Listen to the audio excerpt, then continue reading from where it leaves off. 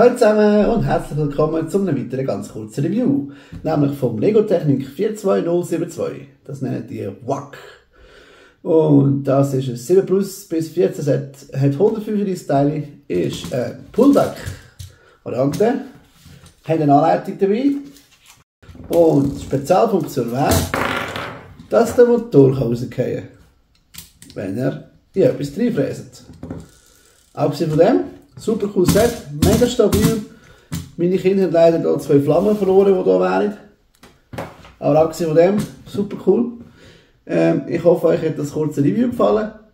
Und wenn ja, lasst doch gerne einen Daumen nach oben da oder ein kurzes Kommentar. Oder schaut ins nächste Video.